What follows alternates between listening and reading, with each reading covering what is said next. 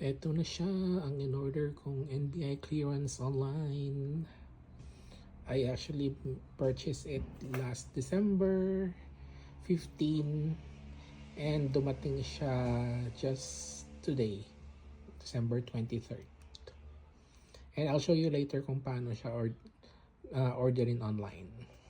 So, you go to clearance.nbi.gov.ph. Yan.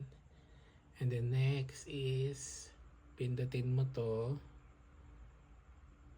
But this is actually applicable for if you have like previous NBI clearance 2016 onwards.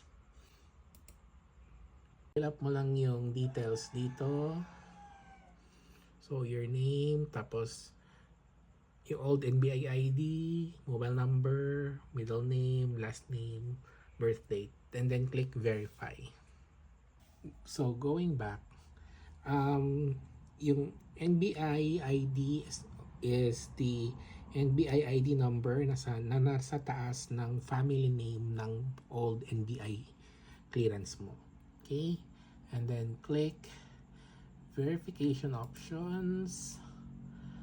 So kung ano yung mother's information na nilagay mo dun sa previous na sa application mo dati, the mobile number used during registration, and email address.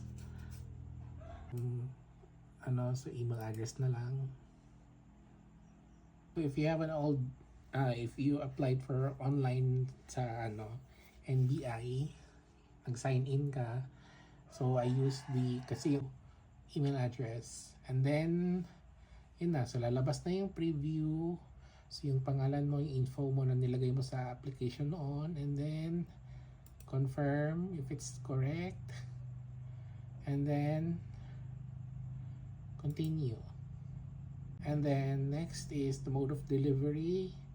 How would you like the clearance to be delivered? So what I did is pinindot ko lang yung pay, and the other nasa baba is yung iba pang paraan para makuha yung NBI clearance. If you click the option below, so there's another option for the delivery, either pick up, but the pickup is just sa head office sa UN Avenue sa Manila, and the other one is door-to-door delivery.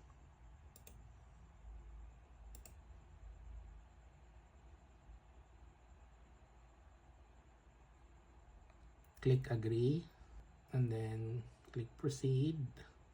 Tandaan mo din yung number na yan. Pwede ka rin mag-follow up dyan sa number at saka email address. And then fill up the information. And after, sa baba, click proceed.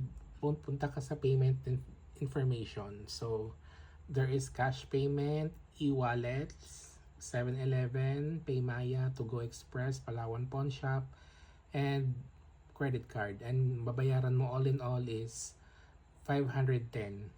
And once makapili ka na, click proceed. So proceed. So what I did is nagbayad ako through credit card. Yun.